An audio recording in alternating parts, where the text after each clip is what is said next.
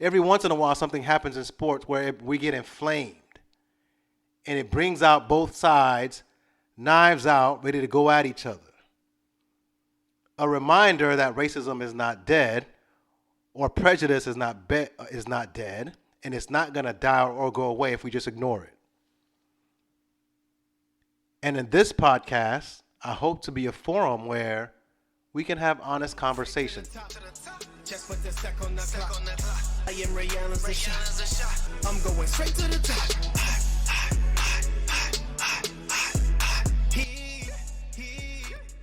Yo, what's going on, everybody? Mike Philman here with another episode of Sports in the Real podcast. Once again, I appreciate you joining me. Don't forget to subscribe and like and listen, share, YouTube, Spotify, Apple, Google Podcasts, everywhere. Share with your friends. Let them know what's going on over here. But I do appreciate the love.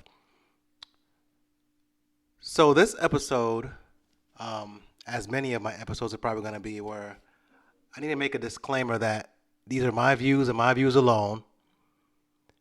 These are not views that everyone who looks like me may share. So I want to put that out there, that this is how I feel about what we're going to talk about today, all right? Just to let y'all know. So I was called a racist on TikTok. I post TikTok videos, to kind of get some engagement, obviously, right? On social media.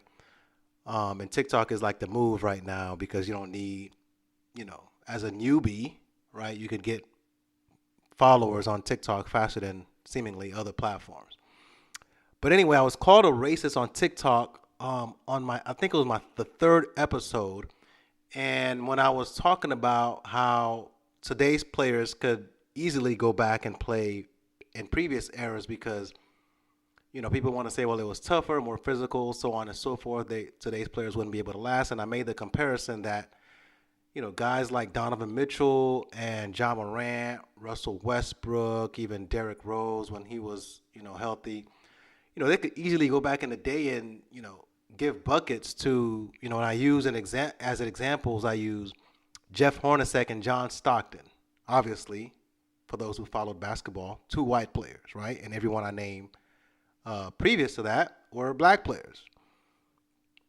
So, dude called me and, a racist. He said, I could tell within the first 15 seconds you're a racist. I'm like, how can you tell? I'm just comparing basketball players. But that reminded me of the fact that racism is truly a big problem in our society, in this country, in this world. But for whatever reason, we don't want to treat it as a problem. We don't want to treat it like the disease that it is, right? A lot of folks just want to gloss over it. If we don't talk about it, if you don't bring it up, black folks, if you don't play the race card, then there's no racism. We can get rid of racism if nobody talks about it. But this is a sports and the real podcast. But in athletics, when you get an injury, you don't just leave it alone. You don't sprain your ankle and keep running as if your ankle ain't sprained. Even if the recommendation is to rest your ankle, you're actively resting. Like you're actively doing something to heal your ankle. Or else if you keep playing on your bad ankle, it's going to get worse and never heal. No doctor is going to say, hey, you got cancer, you got this disease, so don't do nothing. So why do some people think that, hey, America has this disease known as racism, but hey, if we never talk about it, if we never do anything about it, it'll just go away on its own? When has that ever worked? And not just in America, worldwide.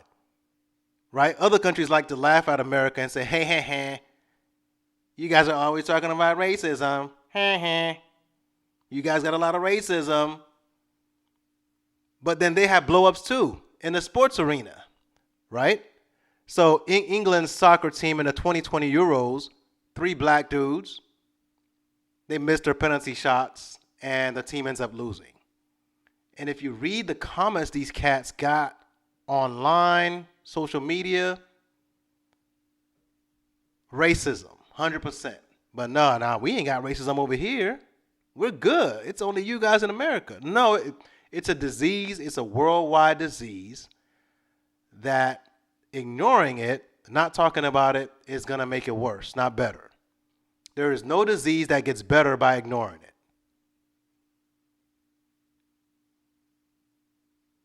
So in sports in America, every once in a while, like again, people like to keep it under the wraps, right? Oh, there's no racism. We all love each other, so on and so forth. But every once in a while, something happens that brings it to the top, right? That brings in the words of medical terms, right? The inflammation happens. When you sprain your ankle, the inflammation happens. Every once in a while, something happens in sports where we get inflamed, and it brings out both sides, knives out, ready to go at each other.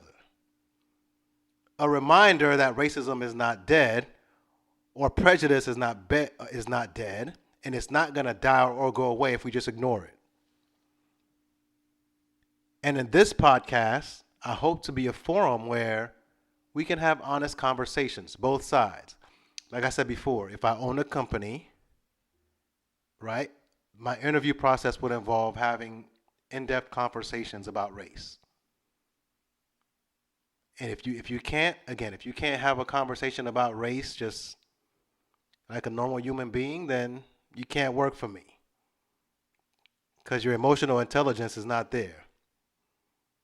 If you can't be an adult and sit and listen and even disagree, but disagree as an adult, not as a child, you can't work for me, bro. Sorry, man.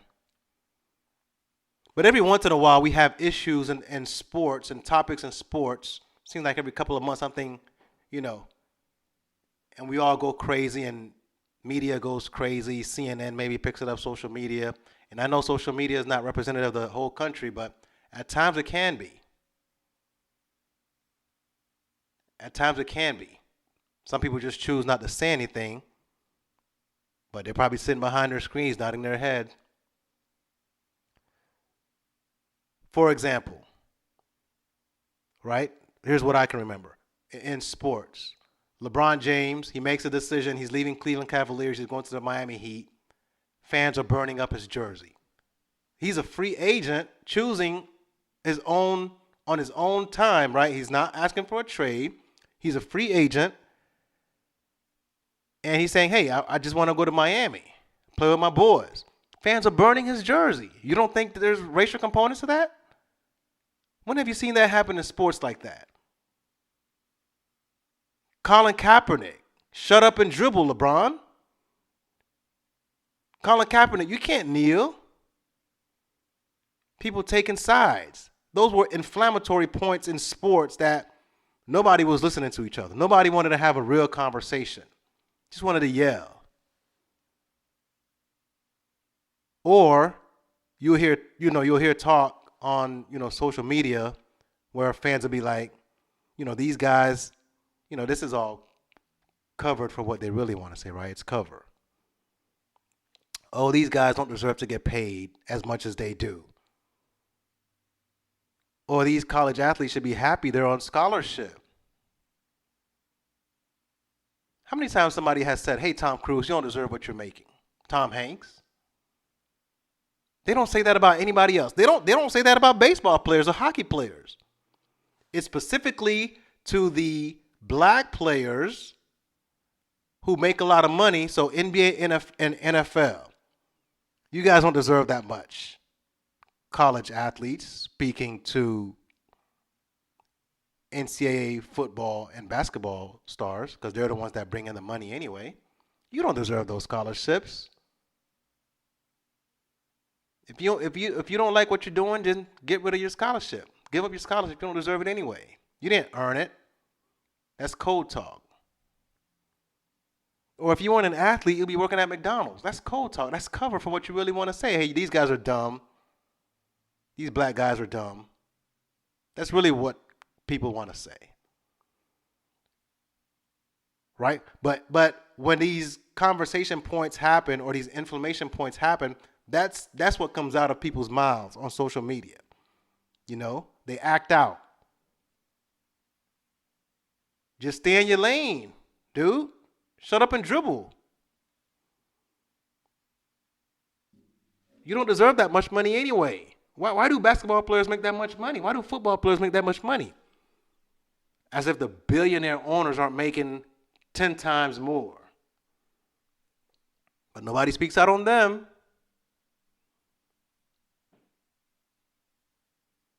So here's what I think the problem is, right? And I'm gonna try not to carry this on for too long because I know other folks have talked about racial bias and racism in sports and things like that. But I want to do justice to this topic here because a couple of points have come up recently that I wanted to address. But here's what I think the problem is, right? So the professional sports, namely, well, really all of them, but speaking to basketball and football, right, started off as mostly white players, or really all white players, then emerged to mostly white players, right, with some integration, but now it's mainly black players. But what happened was the media went to all white, to mostly white, and that was that. So the media that covers majority black sports remain majority white. So they never changed over with the demographics of the athletes. So some people may say, well, hey, what about guys on TV, Stephen A. Smith, Shannon Sharp? You can't say that. There's some, what about TNT basketball cover? Those are the guys you see on TV. Majority of the guys behind the scenes, writing the narratives, doing the majority of the reporting, those guys are white. And there's nothing wrong with that. So I'm not saying there's anything wrong with that. There's nothing wrong with that, except that when it comes to racial bias, they either don't notice it within themselves, they can't call it out because they'll lose their audience, or they won't call it out because they're just, racist. The R word. So then you have this situation where, a lot of white guys are covering a lot of black guys. And listen, most of these guys do a good job, right? But it is difficult if you're not in that position and in that mindset to call out racial bias and to call out certain things because you just don't see it. That's not your point of view, and that's okay. Or maybe, you're scared that your audience is going to leave you if you start talking about certain things more. So that's part of the problem in sports, and it's intriguing because, you can sense it, right? Because every time some of these, inflammatory points come out, right, it gets kind of uncomfortable, and some guys want to say something, some guys aren't sure what to say.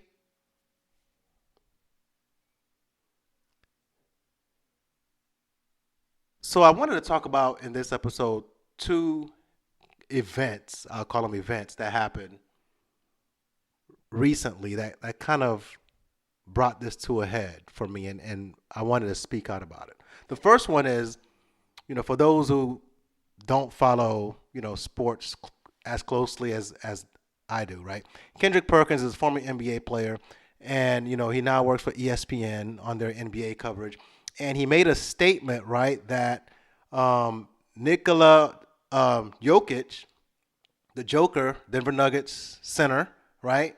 Great player who has won the last two NBA MVPs, is essentially about to win a third one, and is like the favorite to win a third one, at least as of a couple months ago.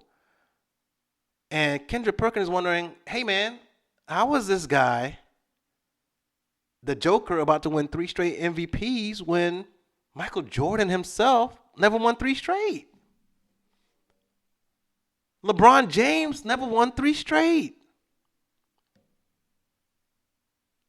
Hell, Kobe Bryant has one MVP and so does Shaq. And the Joker is not better than any of those guys. Not even close.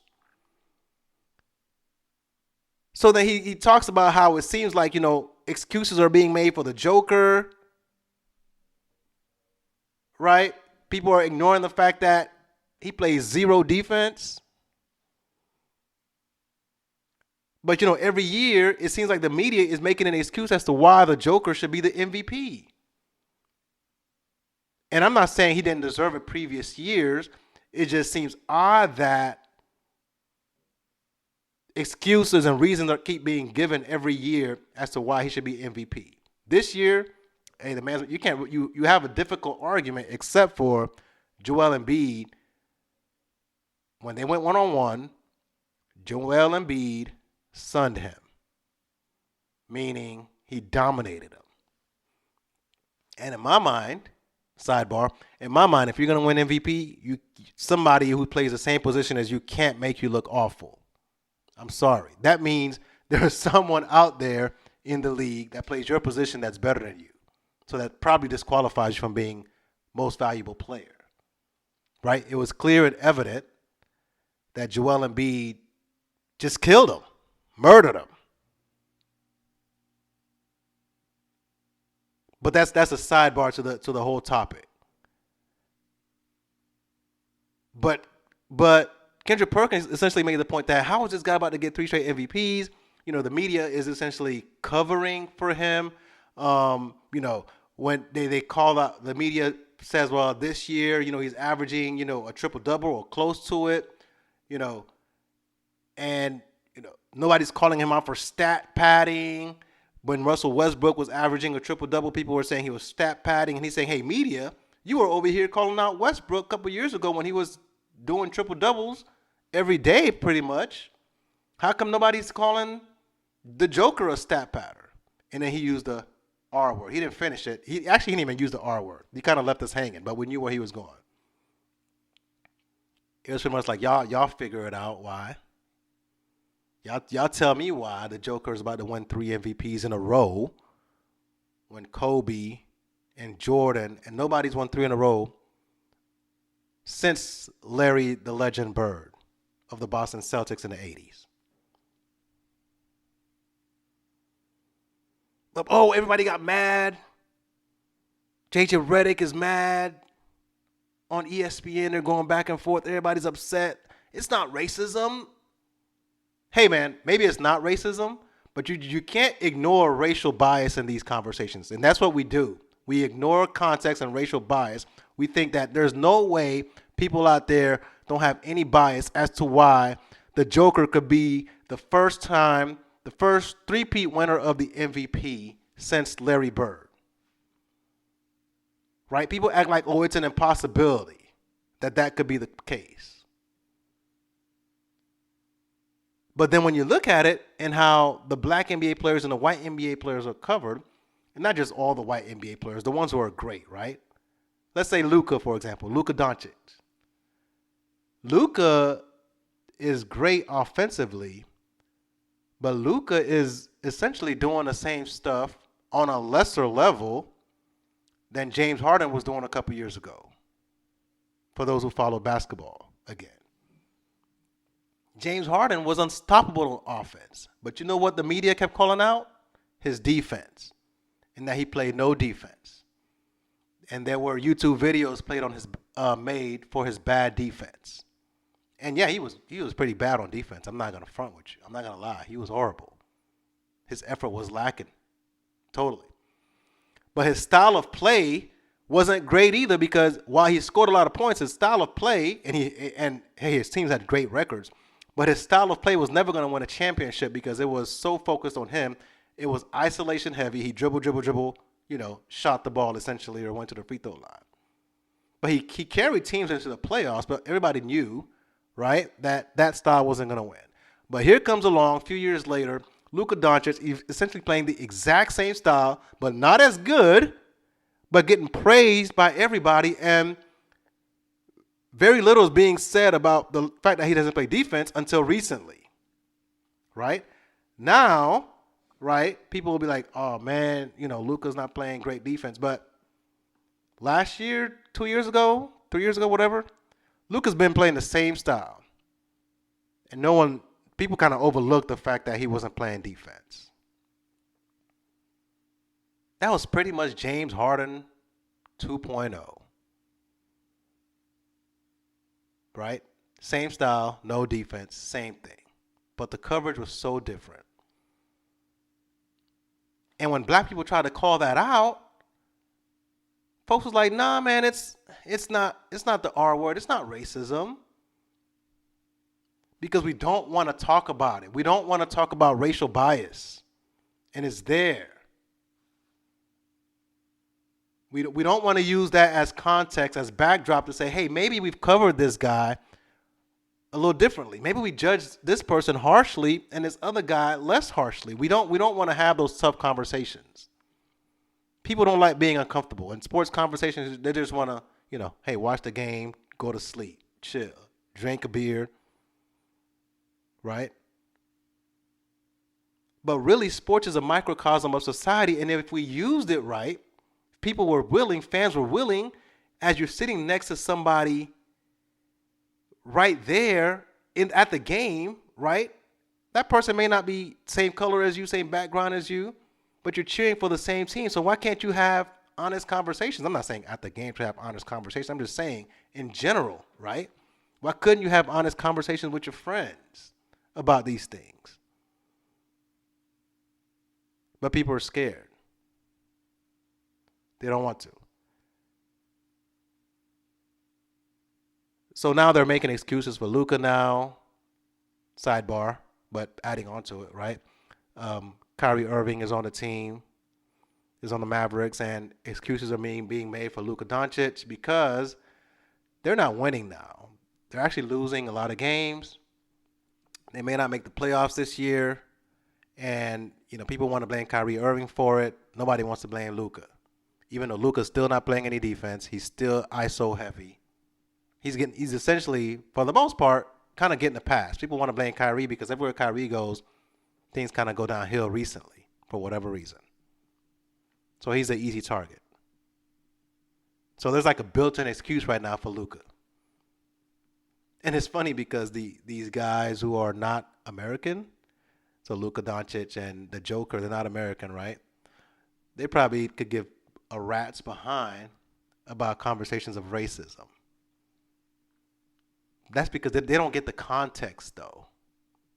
The Joker doesn't know why it would look real funny if he gets to win 3 straight MVPs while Michael Jordan, a black guy, Kobe Bryant, LeBron James, all these Mount Rushmore dudes never had 3 straight. He's not going to get that context. But us here, we can't ignore it. We can't ignore the disease if we're going to progress as a society. We're going to act like, oh yeah, we're past racism. No, man. We didn't clean our room. We pushed all the toys and all the dirty stuff, in the closet, and we shoved the door closed. But every once in a while, something spills over, and we gotta, the guests are coming over. Let me clean it back up.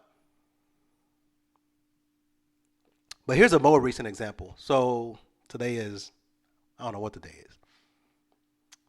A couple days after the women's March Madness tournament ended. By the way, the women's March Madness tournament was excellent. The ladies are doing their thing, man. And the men's tournament was pretty good until the final game. But the women's were great. So the Caitlin Clark situation, right? So for those who don't know, again, Caitlin Clark, young lady, white young lady, plays basketball for Iowa Hawkeyes. She is amazing. This girl is pulling up from damn near half court. So she's a showstopper, man. She was handing out buckets left and right to everybody. Black, white, didn't matter. And talking trash. And we all loved it. We all loved it. She's doing the Tony Yayo, John Cena, you can't see me. Talking trash, telling people that she's telling people, leaving them open, hey, go ahead and shoot that. I don't even respect you. Major trash talker, and I love it. I'm like, this girl's bad. She talking and backing it up.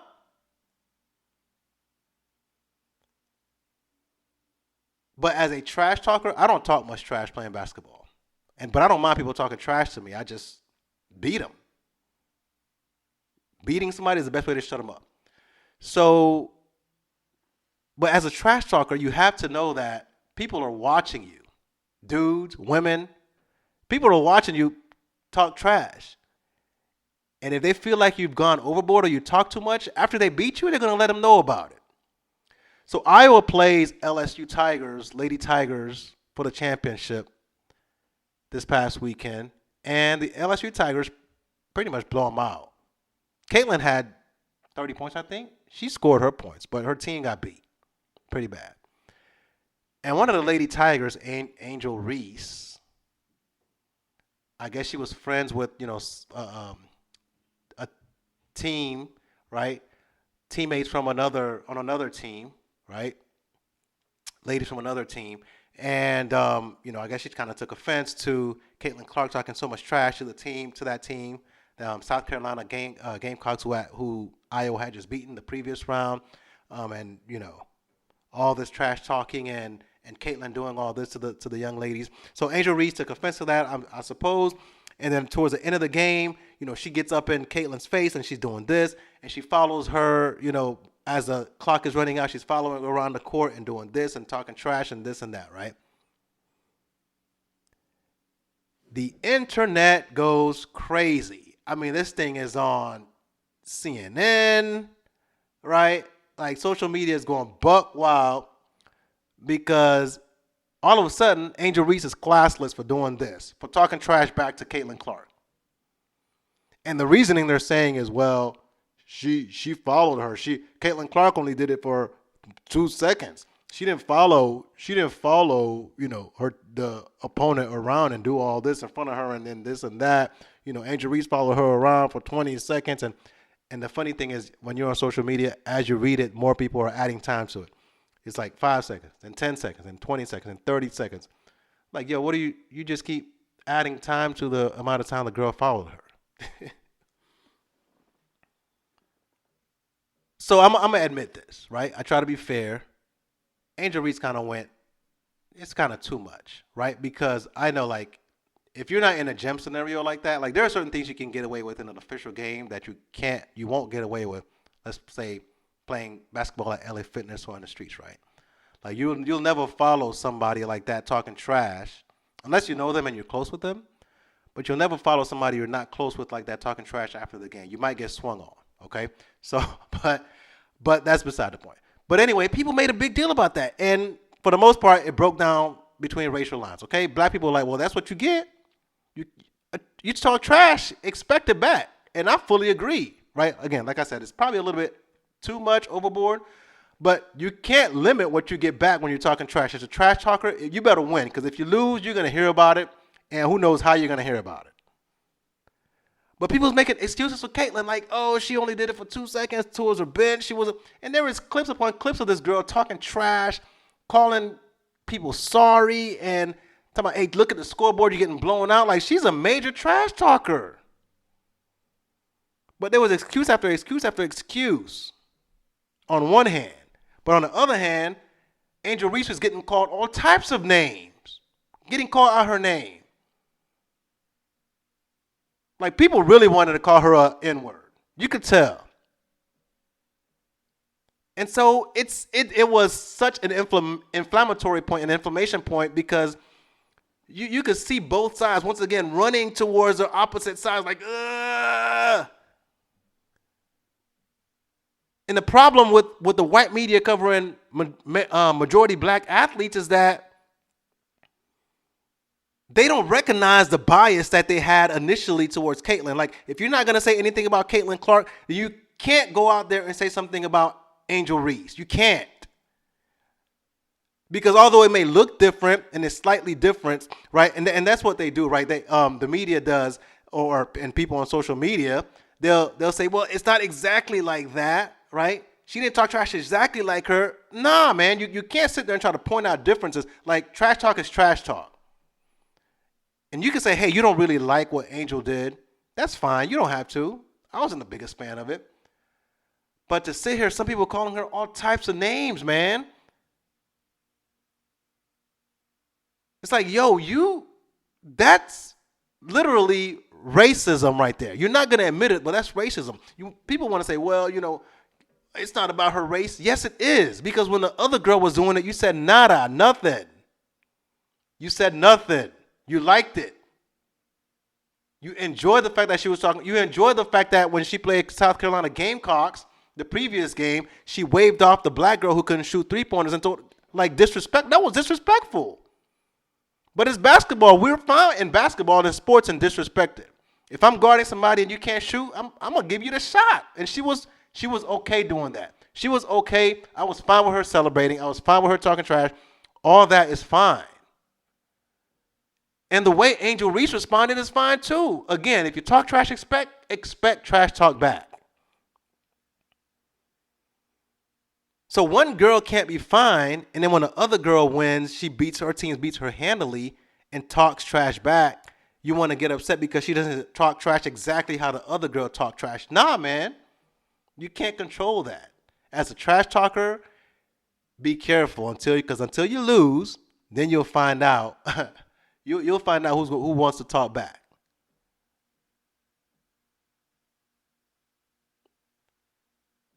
So, as a white person,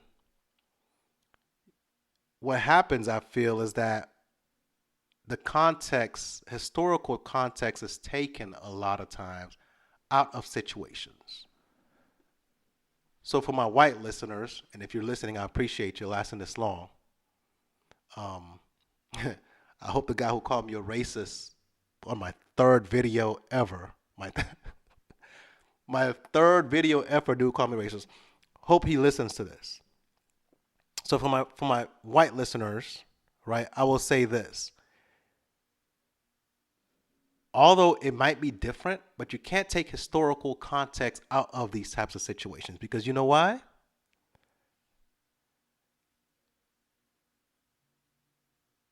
For so long, black folks watch white people do stuff and get away with it. And then when we do it, even if it's slightly different, we get called names.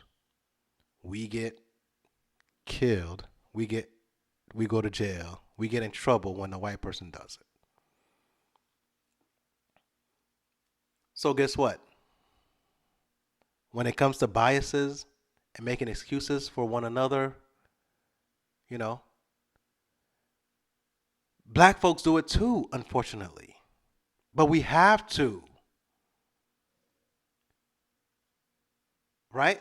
We kind of have to make excuses for each other. Just like, white folks was making excuses for Caitlyn, or making excuses for the Joker as to why he deserves his third straight MVP, or why making excuses for Luka Doncic, right? Not really calling out the fact that Luka doesn't play great defense.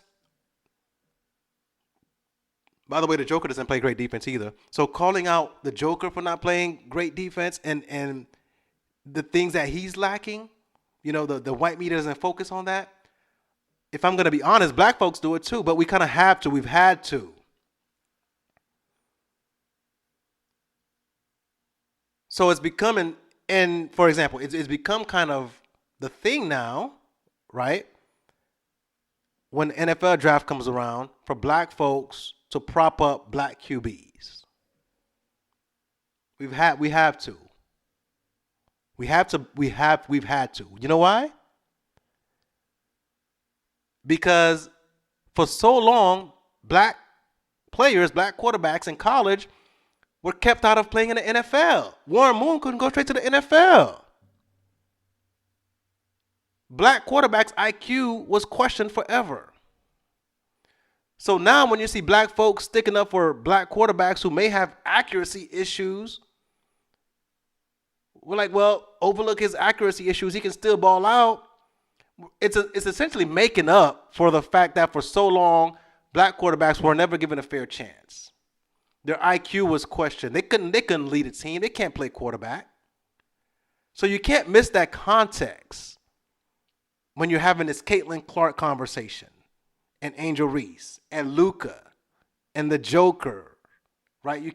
If you don't have that context and you only focus on the present situation, then you'll miss as to why black folks are saying the things they say, because for so long we've been undercut and not allowed to be judged equally, right? But now you're asking us to judge every situation as if it's a blank slate, no context, and that's not going to happen. Because we watched the wrongdoings. We watched the double standards. We watched the moving goalposts. We watched black QBs not being able to get NFL jobs. We watched Charlie Ward win the Heisman Trophy and not get to go to the NFL. We watched that. I watched that. Tommy Frazier was a baller in college. Led Nebraska to back-to-back championships, NCAA championships. Didn't sniff the pros in the NFL. But every year, we're watching Mel Kiper and Todd McShay hype up some random white guy saying, hey, this guy might go number one as QB. Example, Blaine Gabbert. The year Blaine Gabbert came out is the year Cam Newton came out.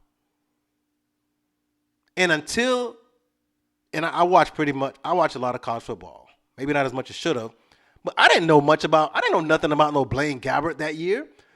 But when you listen to Todd McShay, these guys are talking about Blaine Gabbert might go number one over Cam, who was dominating college football. And luckily, he doesn't go number one or two, right? Because he ends up being a bust. And Cam ends up having a great career.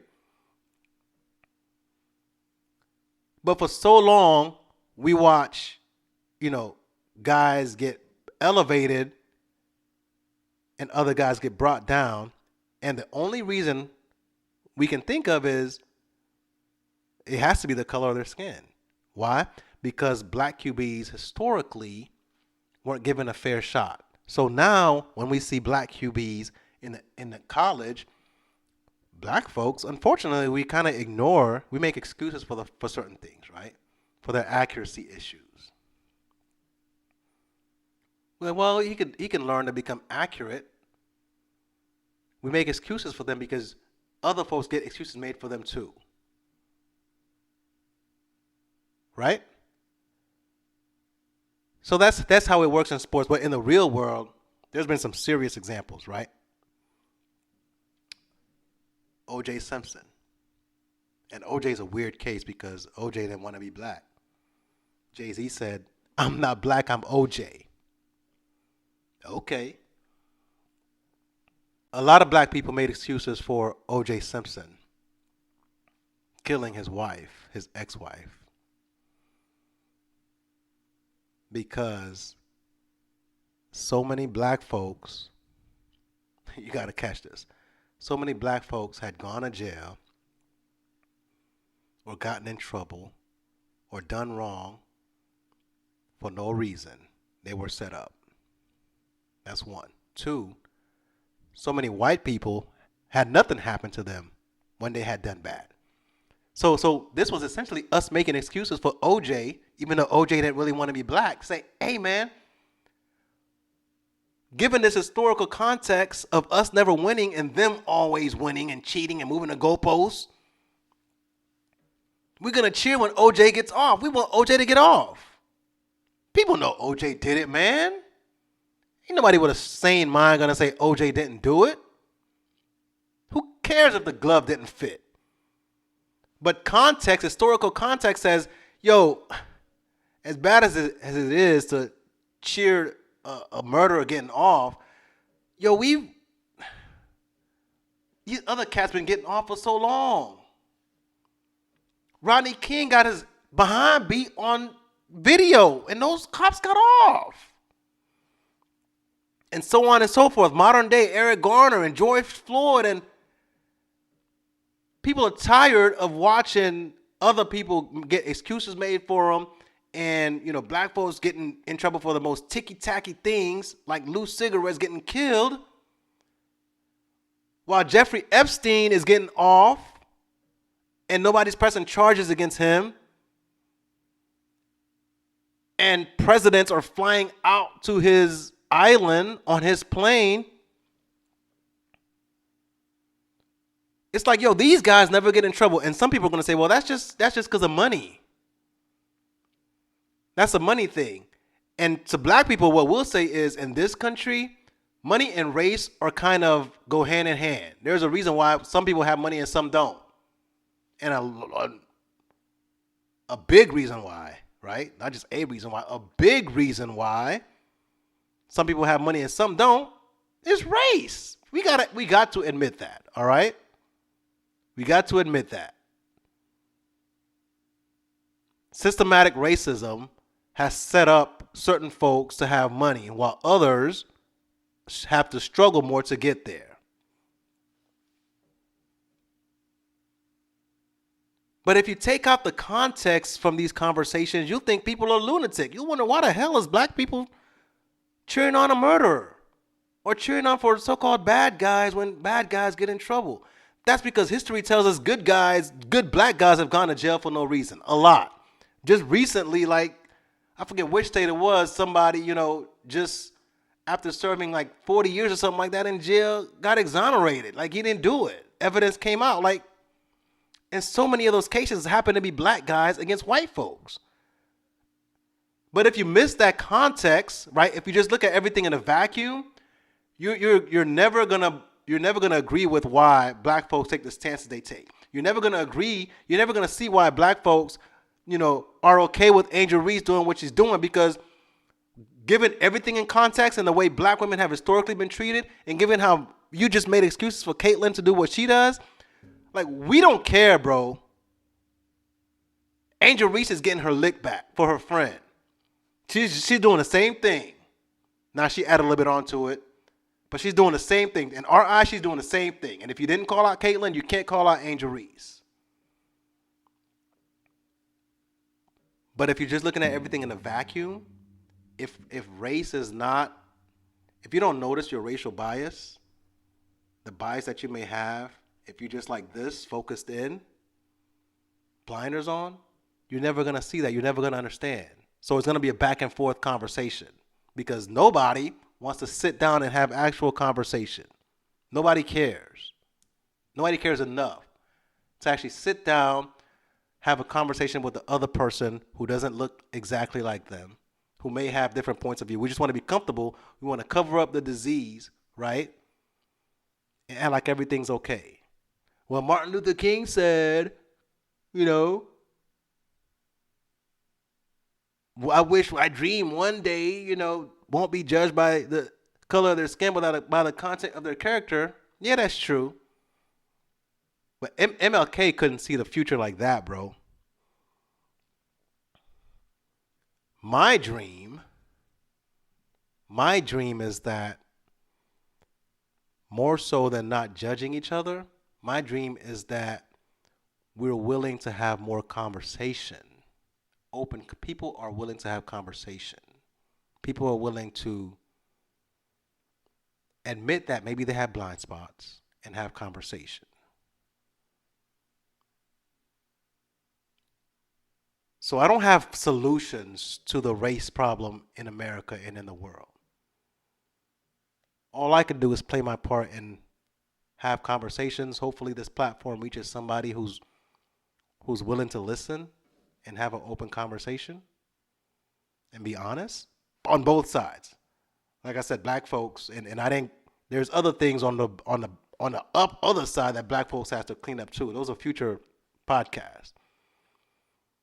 I don't think black folks are 100% absolved in these types of conversations. But I wanted to make this point in this episode about why why is it that the media is okay with Caitlin Clark versus Angel Reese? It's because the blinders are on. So I don't, like I said, I don't have solutions, but here's my recommendation for this thing. 3 recommendations I think to help us in this journey to be better as a country. Stop covering up and acting like racism doesn't exist. Do away with the if I don't talk about it, it doesn't exist. I'm a good person. I have black friends. Do away with that. Admit bias. Both sides. Admit your bias. It's okay. Admit that you have blind spots, right? It's okay to say, hey, I have blind spots. I don't know how you see things. Help me understand how you see things. Both sides. So admit your bias. Have honest conversations, like I said. But most importantly, really, I think all these things are important. But call out wrong as wrong. Meaning, don't wait till a black person does it to say it's wrong. Like if one person does it, it should be wrong. And no matter what race, it's wrong. It should be wrong. Right? So white media, when your counterparts, other white media members are calling Angel Reese out of her name and calling her a hoe and a bitch and all these things, like the girl's 20 years old, is anybody in the white media going to have the guts to say, hey, man, that's messed up? No matter who says it? I know the black media is going to call them out and say, hey, you crossed the line. But is the black media going to say, hey, man, you crossed the line?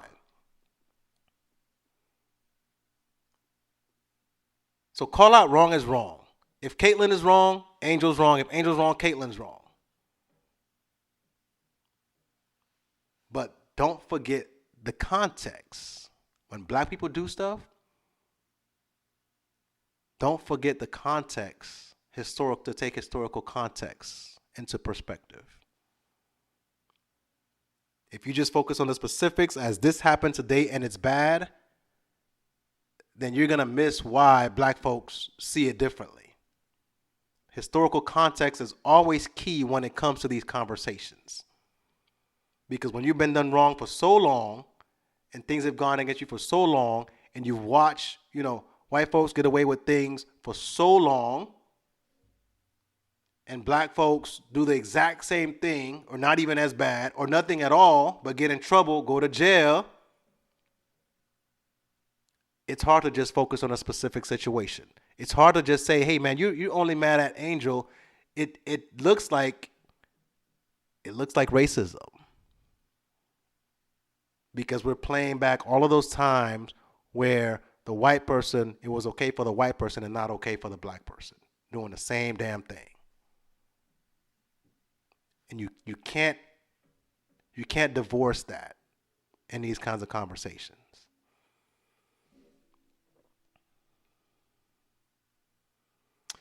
So that's what I wanted to cover today, y'all. That's my dream. That we would admit our bias and that we would have honest conversations about race. Like this dream of utopia of there is no race. See our differences, recognize our differences. It's okay. It's okay to think differently and to see things differently. Heck, if you agree 100% with what somebody's saying all the time, then they're probably just saying something to make you feel good. They're not telling the truth. So it's okay to disagree.